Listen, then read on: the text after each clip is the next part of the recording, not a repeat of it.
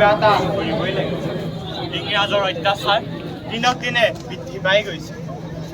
এই ভাৰতবাসী ওলাই আহা, ওলাই আহা। আমি ভাৰত মাতাক ইংৰাজৰ হাতৰ পৰা মুক্তি দিওঁ।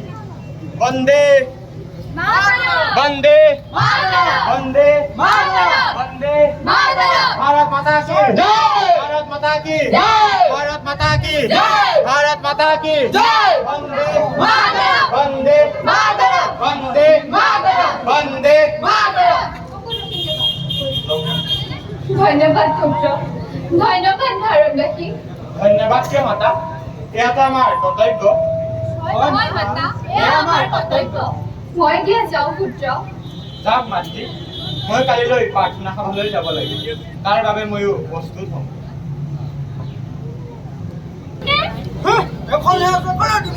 নিজৰটো নানা লোকমানতহে চকু দিবলৈ আহ না। মই একেবাৰে তামোলখন দিলে যিবা তই মৰিহে যাবি। নালাগে ছয় ছয় গান্ধীজী বাবু পালেহি।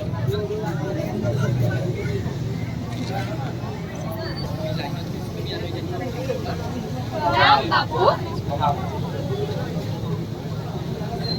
শ্ৰদ্ধাৰ ৰাইজ, আপোনালোকৰ প্ৰচেষ্টা 1947 চনৰ 15 আগষ্টৰ দিনা ভাৰতবৰ্ষৰ শাসনভাৰ ইংৰাজৰ হাতৰ পৰা আমাৰ হাতলৈ আনে। এতিয়াও কিন্তু আমাৰ কৰ্তব্য শেষ হোৱা নাই। এতিয়া এটা নতুন বিপ্লৱ কৰিবলৈ বাকী আছে, যাৰ শ্লোগান হ'ব স্বচ্ছ ভাৰত অভিযান। কাৰণ এখন সুস্থ সমাজ গঢ়ি তুলিবৰ বাবে আমাৰ মন আৰু পৰিৱেশ দুয়োটাই স্বচ্ছ হ'ব লাগিব। এতিয়া আজিলৈ প্ৰাৰ্থনা সভা ইমানতে ভংগ কৰা হ'ল।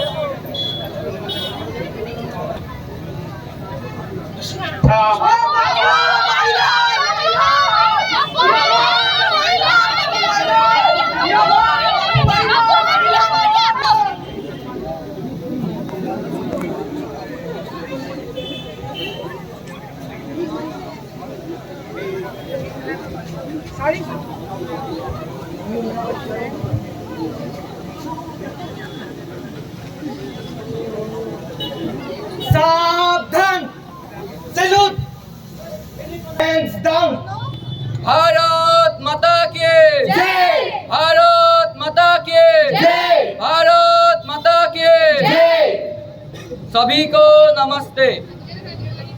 मेरे प्यारे भाई और बहनों, आप सभी को मेरे तरफ से हार्दिक प्रणाम।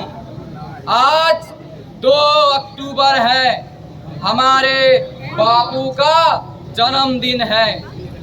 आज इस अवसर पे मैं आप लोगों को एक बात करने वाला हूँ। बापू ने कहा था कि treat India as the clean India, लेकिन पूज्य बापू का क्लीन इंडिया का सपना अभी भी अधूरा है। मेरे प्यारे देशवासियों, आज इस सुनहरे मौके पर हम शपथ ले और एक साथ चले एक कदम स्वच्छता के ओर। महात्मा गांधी अमर रहे, अमर रहे, अमर रहे। महात्मा गांधी अमर रहे, अमर रहे, अमर रहे। महात्मा गांधी अमर रहे, अमर रहे, अमर रहे।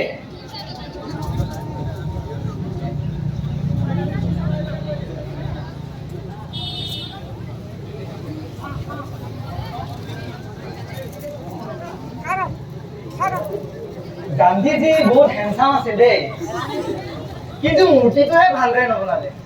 মোক বনাব দিব লাগিছিল, কি চালিয়া বনালোহেঁতেন। ইয়াৰ উস্তাদি আৰম্ভ হৈ গ'ল আৰু। শ্বাহজাহানৰ তাজমহলটো চাগে তইহে বনাইছিলি। তহঁতে অকণ চুপ থাকচোন। এজনী চা কি কৰি আছে। কি কৰিছ? কি হ'ল আকৌ? তই পৰা যে মুলি যে ইমানবোৰ কৈ গ'ল, তোৰ আগত কি সোমালে? তই সেই ডাষ্টবিনটো দেখিছ নাই? যাম তাত পেলাগে। বাপু আজি কেলৈ নাহিল? আগতেতো সি এবাৰ সদায় আহে। তাৰ বোলে কিবা বেমাৰ হৈছে।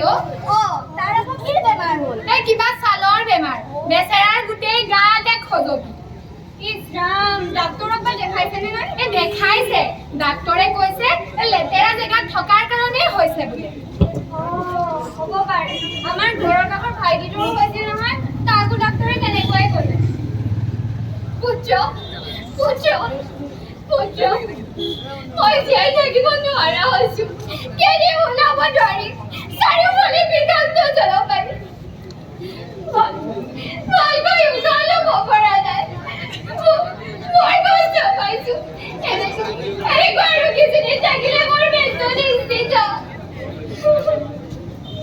কোন আপুনি আৰু আমাৰ জাতিৰ পিতাক আপুনিবোৰ কি কৈ আছে? ছাত্ৰ-ছাত্ৰীসকল, মই ভাৰত মাতা মানৱৰ অত্যাচাৰত মই অতিষ্ঠ হৈ গৈছোঁ। মানে আপোনাক কোনে অতিষ্ঠ কৰিছে ভাৰত মাতা? আজি মোৰ পুত্ৰ থকা হ'লে ইমান কষ্ট নাপালোহেঁতেন। মানুহবোৰে মোক দিনক দিনে ধ্বংস কৰিছে। মোৰ বুকুৱেদি বৈ যোৱা গংগা, যমুনা, ব্ৰহ্মপুত্ৰৰ বুকুত বিভিন্ন বিষাক্ত দ্ৰব্য, বিভিন্ন কল-কাৰখানাৰ পৰা ওলোৱা বিষাক্ত পদাৰ্থ, প্লাষ্টিক জাতীয় বস্তু পানীত উটুৱাই দি মোৰ গোটেই ভাৰতভূমি বিষাক্ত কৰিছে। ভাৰত মাতা, আপুনি কোৱা কথাবোৰ ময়ো নভবা নহয়। আমাৰ লগৰ পাপুৰ গোটেই গাতে খজুৱতি হৈছে আৰু ডাক্তৰে কৈছে এই বিষাক্ত পৰিৱেশৰ কাৰণেই হেনো এইবোৰ লেতেৰা হৈছে। অকল পাপুৰেই নহয়, এনেদৰে আৰু কিছুদিন থাকিলে তোমালোক মোৰ বিশ্বখনৰ জীৱ-জন্তু হ'ব, মহামাৰী ধ্বংস হ'ব। ধেৎ, আমি বৰ বেয়া কাম কৰি আছো দেই। আমি নিজৰ বিপদ নিজে কপাই আনিছো। সঁচাকৈ আমাৰ ঘৰৰ মা, খুৰী, বৌহঁতেও এই ঘৰৰ লেতেৰাবোৰ আনি ৰাস্তাৰ কাষৰ ড্ৰেইনটোতহে পেলায়। অকল তহঁতৰ মা, খুৰী, বৰমাহঁতেই নহয়, সমাজৰ 90% মানুহে এইটো ভুল কৰি আছে। তাৰ ফলত কি হৈছে? নলাবোৰ বাম হৈ পোত খাই গৈছে আৰু কৃত্ৰিম বানপানীৰ সৃষ্টি হৈছে। ছাত্ৰ-ছাত্ৰীসকল, তোমালোকে মোক সহায় কৰা।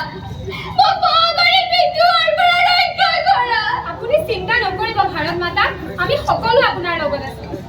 ভাৰত মাতা, আমি আপোনাক কথা দিছো, আমি আমাৰ ভাৰতখন পৃথিৱীৰ ভিতৰত শ্ৰেষ্ঠ আৰু স্বচ্ছ ভাৰত কৰি তুলিম। আৰু আপোনালোকেও কৈছো ৰাইজ, পৰ্বত, পাহাৰ, গছ-গছনি কাটি ওখ অট্টালিকা বনাইছে বনাওক, কিন্তু এজোপা গছ কটাৰ আগত 5 জোপা গছৰ পুলি এই নিজ হাতে ৰুবলৈ শিকক।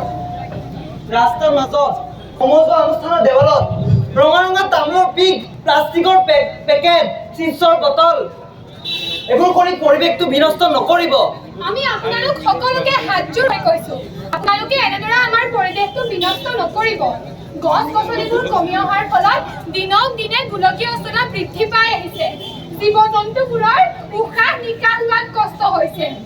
আপোনালোকে এবাৰ মাত্ৰ ভাবকচোন, এনেদৰে যদি আপোনালোকে নদীবোৰ ধ্বংস কৰি যায়, জলবায়ু বিষাক্ত কৰে, আজিৰ পৰা 10 বছৰ পাছত আমিবোৰ বাৰু কেনেকৈ জীয়াই থাকিম?